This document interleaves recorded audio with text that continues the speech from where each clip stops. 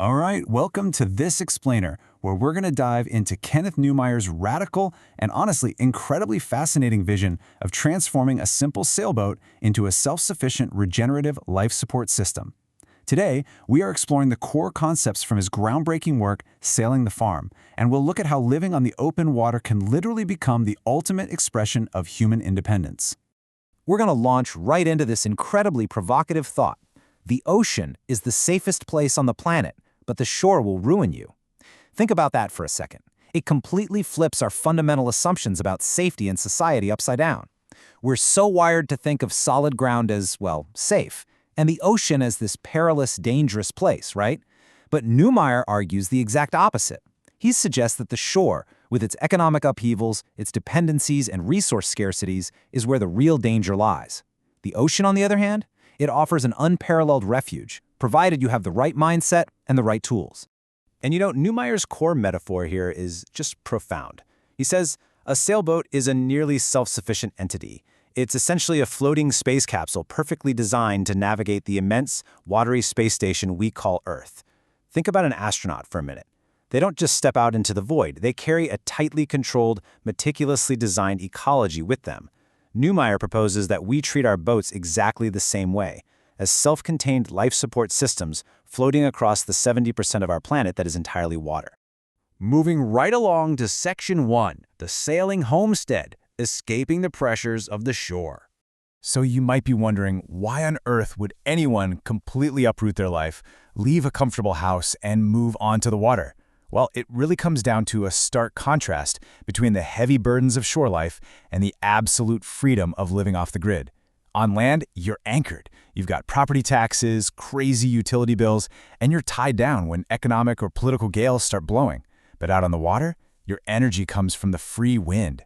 You don't have a yard to maintain.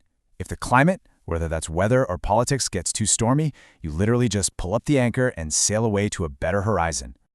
To put that into perspective, there are roughly 100,000 miles of practically deserted seacoast along the Alaskan and Canadian shorelines alone.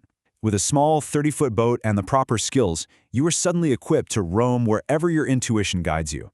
You bypass the traditional landlubber traps entirely. You can live like an absolute king in the wilds on your own self-contained module, completely free from the supervision that tends to bog down life on shore. Okay, let's jump into Section 2, the floating space station, outfitting the ultimate seastead laboratory. Because to survive out there, your boat really has to become a fully functional ecology. Take Neumeyer's own 40-foot vessel, La Lyonesse. He literally ripped out the standard luxury stuff and replaced it all with cutting-edge survival technologies to create a closed-loop system. He didn't want a weekend cruiser. He wanted a floating laboratory. He turned his front sleeping cabin into a greenhouse to grow fresh sprouts. He installed solar stills for fresh water, solar panels on the roof, and even a nitrogen gas system to preserve bulk food. It's the perfect example of prioritizing actual life support mechanics over aesthetics. Next up, Section 3, rethinking food and energy, adapting to the ocean's ecology. So to live this independently without constantly running back to port for expensive supplies, you have to completely change how you look at food and energy. They're intrinsically linked out there. The ocean and its coastlines are just teeming with free resources, wild seaweeds, salmon, you name it. It turns the wild edges of the world into your own personal grocery store. Instead of relying on canned goods shipped from half a world away, a true seasteader learns to forage and harvest what the ocean's intricate ecology already offers for free. And here is a real game changer. Cooking your food on a boat is actually a massive waste of precious fuel and nutrition. The traditional approach of cooking destroys essential vitamins, and worse, it burns up unrenewable stove fuel that you have to buy and store. Instead, Neumayer argues that germinating dried seeds in the galley perfectly maximizes both energy efficiency and your own health.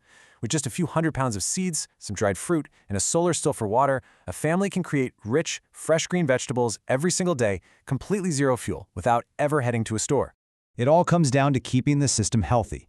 Just like those astronauts we talked about, seasteaders have to track every gram of material, ensuring that absolutely nothing, especially expensive, unrenewable energy, is wasted. You have to evolve an ecology that is incredibly efficient. When the whole system is balanced, the byproducts of one process literally become the fuel for another, keeping your little microenvironment totally harmonious. All right, moving to Section 4, choosing your seastead, practical steps for the ocean nomad. If you're actually feeling the urge to pack up and leave land behind, getting the right vessel is your absolutely critical first step. Because you aren't just buying a boat, right? You're buying a homestead.